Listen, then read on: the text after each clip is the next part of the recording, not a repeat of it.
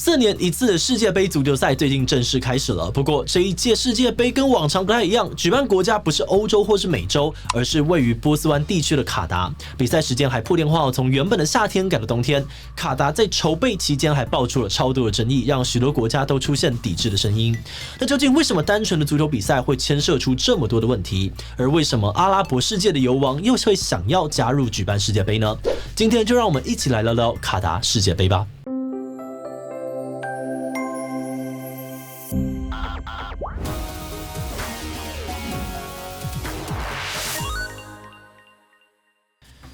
Hello， 大家好，我是志奇。4年一次的世界杯足球赛是许多足球球迷引颈期盼的盛事，而且根据许多媒体的推测，这一届也很可能是足球球星梅西跟 C 罗最后一次的世界杯。不过，这些话题所引发的关注，好像都没有卡达世界杯引爆的争议多。负责主办世界杯的组织 FIFA 在2010年宣布今年要在卡达举办赛事之后，足球圈就耳语不断。光是比赛时间从传统习惯的夏天改到冬天，就引起了大量的讨论。而随着时间越来越近，许多人权团体跟媒体呢也都跳出来踢爆卡达的血汗劳工、环境资源浪费跟人权问题，甚至看到许多欧洲国家，不论是官方或者是民间，都发起了抵制活动。这也让我们不禁好奇对印象当中呢以出产石油为主的卡达来说，为什么会想要争取举办世界杯呢？以及卡达到底出了什么样的问题？为什么会变成大家的箭靶？那么在开始今天的内容之前，按照惯例先进一段工商服务时间。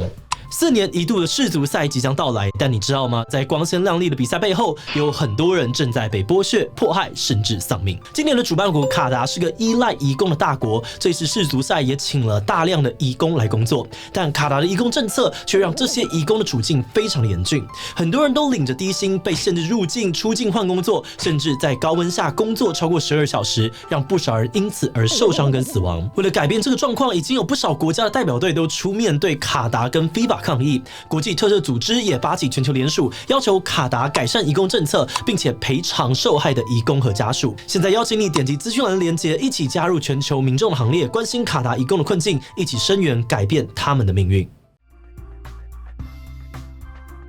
要了解为什么卡达会爆出一连串的争议我们得要从世界杯主办国的遴选开始说起。世界杯主办国的决定方法呢，是由想要申请的国家提案，再透过 FIFA 的22位委员投票，决定最终的主办国。而从卡达的角度来看，主办世足赛呢，并不只是大撒币还能够带来许多的好处。过去许多的欧美国家对于阿拉伯世界的印象呢，大多都是石油暴发户，但近年来呢，包含卡达在内的许多阿拉伯国家都希望能够透过盖博物馆或是经营运动赛事来翻转既有的形象。而另外，举办国际赛事也能够带来庞大的利润，不只能够吸引大量的赞助商的加入，大量观光客呢还会在赛事的期间带来庞大的收入。卡达为了世界杯大举建设也能够吸引外籍人才跟外资的进入，促进国家的成长。因此，卡达向 FIFA 提出了主办2022世界杯足球赛的申请。事实上呢，当年力争2022世界杯主办权的，除了卡达还有美国。2010年 FIFA 宣布主办国之前呢，多数人都觉得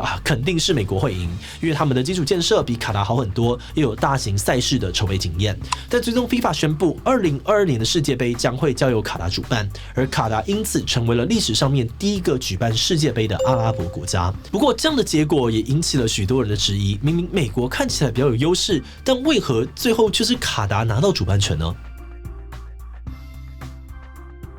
后来有人跳出来爆料，指控卡达贿选的委员才让他们能够获选。在 Netflix 纪录片《惊爆 FIFA》内幕中呢，邀请了当时曾经在2022世界杯主办国审核团队的工作人员受访。他表示，卡达承诺给3位参与投票的委员各150万美元。纪录片也记载，当时包含了法国还有巴西的委员呢，都很有可能在国家高层的要求下将票投给卡达，以此呢换来卡达对于两国在石油、通航和商业上面的投资。2015年，美国司法部更揭发 FIFA 高层长达20多年的贪污、洗钱还有诈欺等的罪名。逮捕的人当中呢，有多位是当时参与投票的委员。然而，始终没有直接的证据能够证明卡达有贿赂，事情也不了了之。确定有卡达举办之后呢，第一个浮现的就是关于天气的问题。传统上世界杯都是在夏天举办，这是因为大多数的国家队成员呢都分属在不同的职业球队，只有等到夏天休赛季的时候呢，大家结束职业联赛的赛程，才有时间好好的调整状态，回到国家队磨合跟练习。不过卡达的夏天真的是太热了，平均的温度高达了41度，今年6月呢，甚至还出现了48度的高温。在这种环境之下呢，无论是踢球还是看球都是酷刑。那虽然卡达承诺会盖有冷气的大巨蛋作为比赛场馆，但是细算这个金钱开销跟能源消耗之后，发现根本不可能负担。因此2015年 FIFA 跟卡达协商之后，才决定将这一届的世界杯改到冬天举行。但是这也产生了许多新的问题哦。首先改到冬天就会强碰各国的足球职业联赛，许多的职业联赛为了要让球员能够兼顾联赛以及世界杯，因此大幅的压制赛程，导致许多球员呢1周甚至要踢2场比赛，在过劳的状态下面踢球呢，大幅的增加了受伤的风险。而此外，因为时间很紧绷的关系哦，许多的球员呢也几乎没有时间跟国家队的其他队友练习，也因此可能影响到球队的表现，这让许多人对此相当的不满。不过接下来爆出来的争议呢，更是严重的冲击到这一次的卡达世界杯。为了举办这一届的世界杯卡达一共盖了7座的新球场，还有超过100家的新饭店、地铁和公路等一系列的建设来容纳大量的旅客。为此，他们招募了大量的东南亚还有非洲的外籍劳工参与建设。但是根据媒体还有人权组织的报告呢，发现这一群在卡达的劳工其实生活过得很不好。首先，外籍劳工如果想要去卡达工作，必须要支付高额的中介费，但是卡达基本工资很低。根据卫报2022年实际的调查，孟加拉籍的人工呢，平均每个月收入约台币8000元，但是中介费呢约9万到12.5万，要不吃不喝工作超过1年才能够还清。而另外，国际特赦组织的报告也指出雇主常常没收移工的护照，不允许他们出境外，甚至呢连这个离职都不行。还有雇主呢要求劳工要支付11万台币的离职费才放人。再加上卡达的气温非常的炎热，虽然世界杯不用在夏天踢，但工人呢还是要趁着夏天高温的时候赶工，这也使得过劳、中暑跟意外事故频繁的发生。根据今年2月卫报的估算卡达自2010年取得世界杯举办权至今呢，已经有超过6750位外籍移工死亡。而事实上，卡达世界杯引发的疑虑还不止这一项。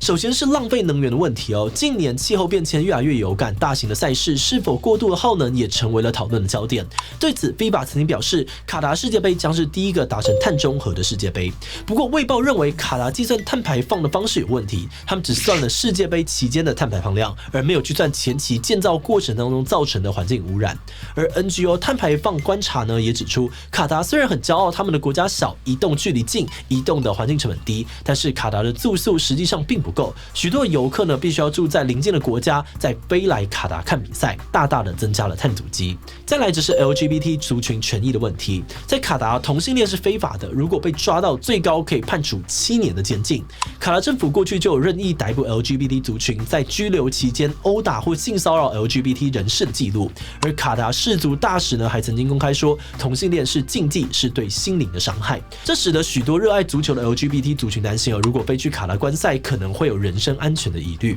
针对卡达世界赛的种种问题呢，有很多欧洲国家也纷纷开始抵制。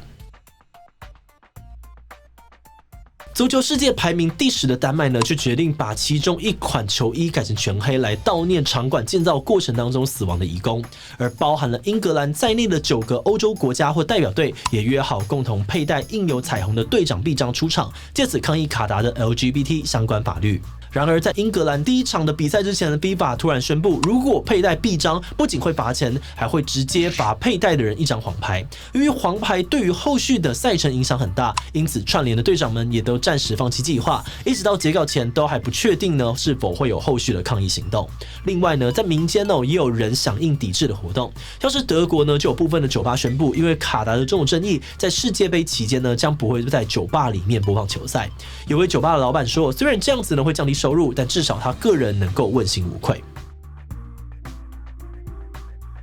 面对各方的质疑，卡达官方认为他们很积极的处理，而且实情并不像外界指控的那样。在虐待劳工的部分呢，他们认为是媒体跟人权组织在夸大。卡达官方统计的数据当中，跟世界杯工程有关的死亡案件只有3起而已。卡达政府表示，自从取得主办权之后，一直在改善劳工的权益，例如调整最低工资，从每月台币5000多调整到8000多元。他们也承诺未来会废除目前的移工制度，包含禁止雇主没收护照、建立更安全的劳动标准等等。而针对资源的过度消耗呢，卡达表示，他们的体育场都是以节能永续的概念建造，其中一座体育场就是采用可回收的钢材和货柜建造的。比赛结果后可以拆卸，并且重新组装以使用。他们也积极的安装太阳能板等再生能源，并回收污水灌溉。而至于 LGBT 族群的疑虑卡达表示他们欢迎任何性向的人，也要求警察不要逮捕公开牵手的同性恋伴侣。但他们也强调，当众的亲昵行为本来就是不被允许的。但至于怎样算是当众亲昵，官方就没有进一步的详细说明了。